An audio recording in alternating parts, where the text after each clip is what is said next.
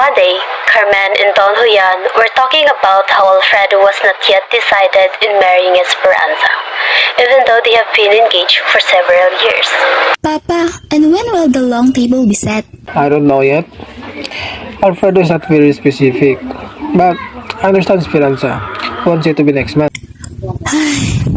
Why is he not a bit more decided? I wonder, he is over 30, is he not? And still a bachelor. Esperanza must be tired waiting. She does not seem to be in much of a hurry either. How can a woman be in hurry when the mud does not hurry her? Papa, do you remember how much in love he was? In love? With whom? With Esperanza.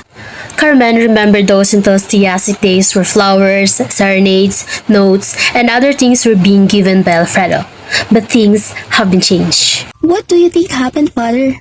You know, I suppose long-engaged people are like that. Warm now, cold tomorrow.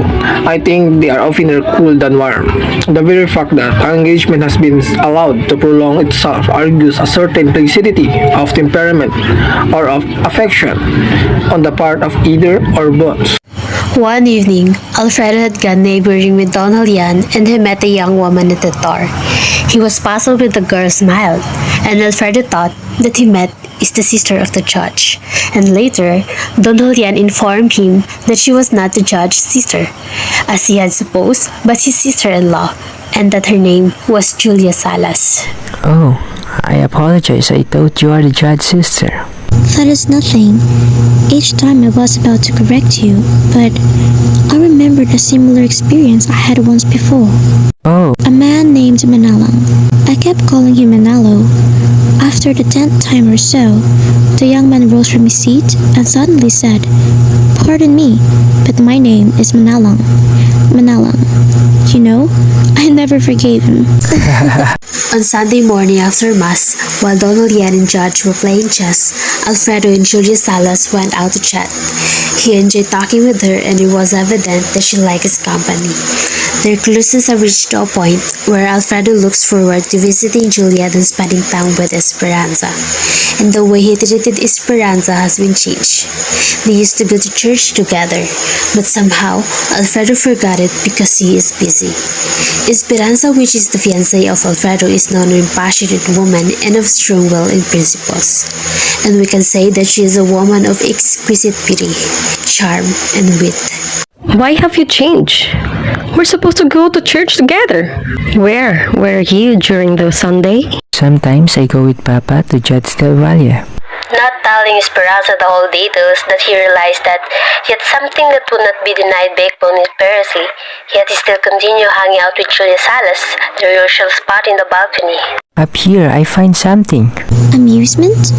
No, youth is spirit, Are you so old? and heart's desire. Down there, the road is too broad, too trodden by feet, too barren of mystery. Down there, Mystery.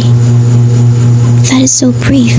not in some, quickly, not in you. You have known me a few weeks.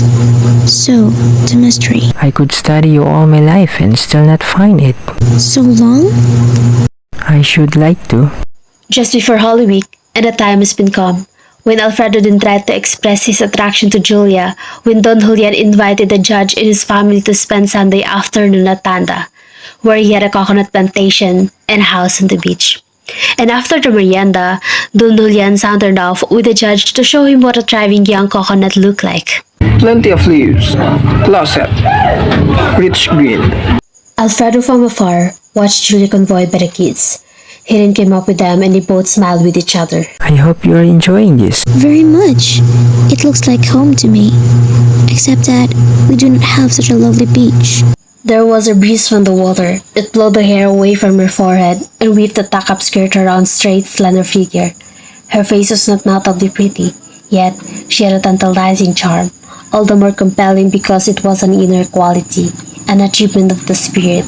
The lore was there, of naturalness, of an alert vitality of mind and body, of a thoughtful, sunny temper, and a piquant perverseness which is a softer charm. The afternoon has seemed very short, hasn't it? This, I think, is the last time we can visit. The last? Why? Oh, you might be too busy perhaps. Do I seem especially industrious to you? If you are, you never look it, not perspiring or breathless, as a busy man ought to be. But Always unhurried, too unhurried, and calm. I wish that were true. A man is happier if he is, as you say, calm and placid, like a carabao in a mud pool. Who? I? Oh no, You said I am calm and placid. that is what I think. I used to think so too. Show how little we know ourselves. I should like to see your hometown. There is nothing to see. Little crooked streets, buoyant roofs with ferns growing on them, and sometimes squashes. Nothing. There is you. Oh, me? But I am here. I will not go, of course, until you are there. Will you come? You will find it dull. There isn't even one American there. Well, Americans are rather essential to my entertainment. They both enjoy each other's company, and they talk about Julietown, and Julia mentioned that their moment at the beach was the last time. Why did you say this is the last time? I am going home. When? Tomorrow. I received a letter from father and mother yesterday. Do you want me to spend Holy Week at home? That is why I said this is the last time. Can I come to say goodbye? Oh, you don't need to. No, but I want to. There is no time. Alfredo learned that Julia will be returning to her hometown, and that their meeting in the coconut plantation might be the last time. That is why Alfredo gets devastated and say their farewells to each other. Alfredo gripped the soft hand so near his own. At his touch, the girl turned her face away, but he heard her voice say very low, "Goodbye." Toward the end of the row of Chinese stores, he caught up with Julia Salas. Alfredo saw Julia within the plaza. He approached her, only to learn that Julia discovered his engagement with Esperanza. She then congratulates Alfredo. Alfredo was confused with his own emotions, since he believes that he has fallen in love with Julia, but he cannot ignore that he was engaged with Esperanza. Good evening. I had been thinking all this time that you had gone. No. My sister asked me to stay until they are ready to go. Oh, is the judge going? Yes, Mr. Salazar. I wish to congratulate you For what? for your approaching wedding. I should have offered congratulations long before, but, mere visitors are slow about getting the news. He listened not so much to what she said as the nuances in her voice.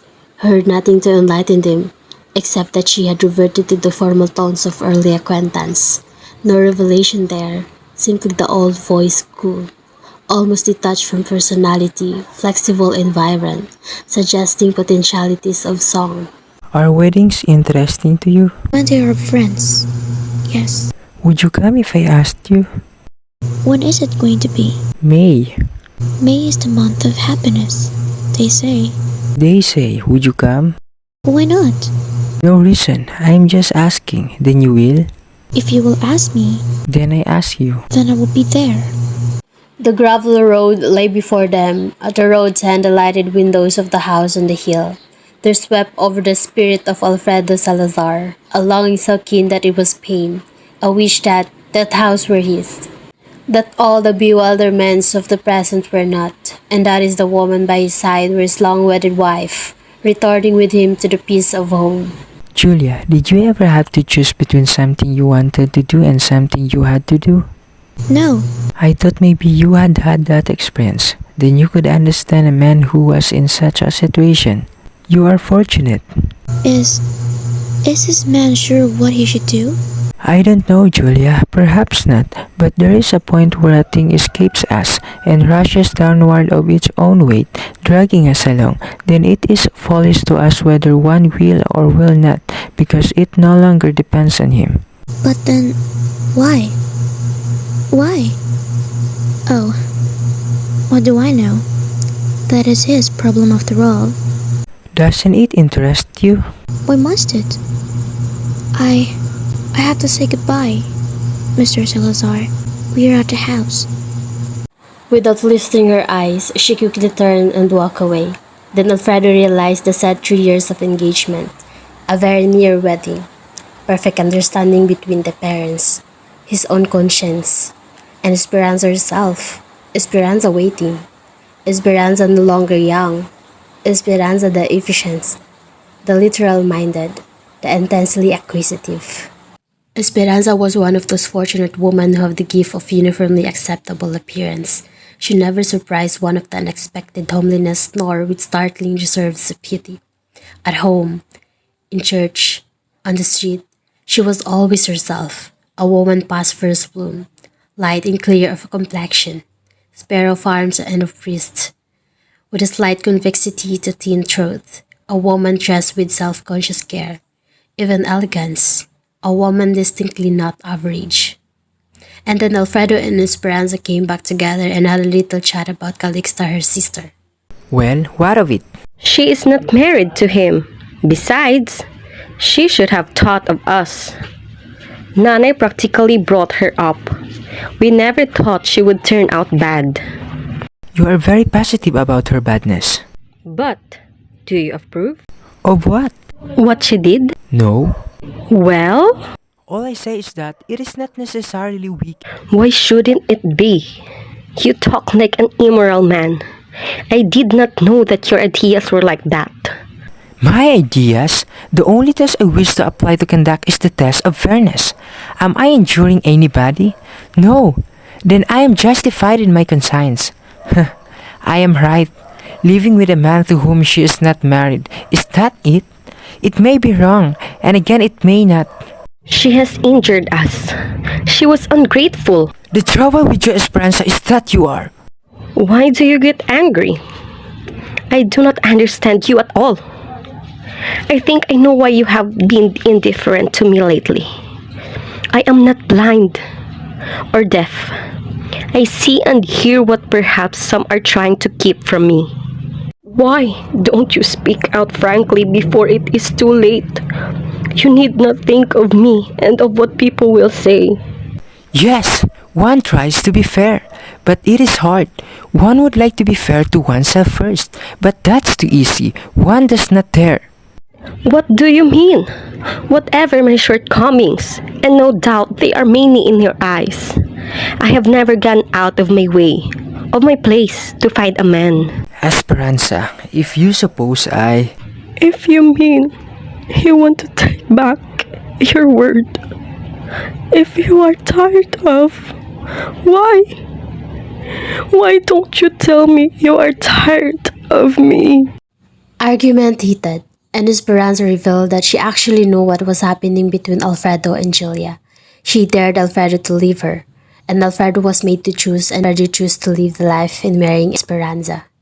8 years later, he figured it out that he was not unhappy in his marriage. He felt no rebellion.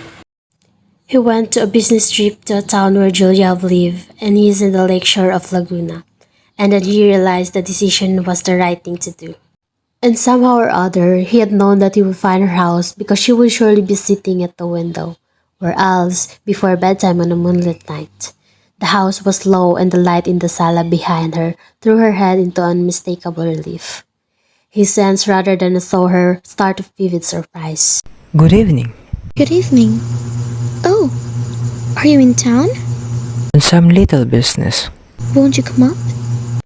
She had not changed much, a little less slender, not so eagerly alive, yet something had gone. He missed it, sitting opposite her, looking thoughtfully into her fine dark eyes. She asked him about the hometown, about this and that, in a sober, somewhat meditative tone. He conversed with increasing ease, though with a growing wonder that he should be there at all. He could not take his eyes from her face. What had she lost? Or what she lost is, he asked to himself. And gently, was it experimentally? He pressed her hand at parting, but his own felt undisturbed and emotionless. Did she still care? The answer to the question hardly interested him. The young moon had set, and from the uninviting cot he could see one half of a star-studded sky. So that was all over. Why had he obstinately clung to that dream? So all these years, since when? He had been seeing the light of the dead stars, long extinguished yet seemingly still in their appointed places in the heavens. And he realized that he doesn't have the same feelings for her like before. Didn't even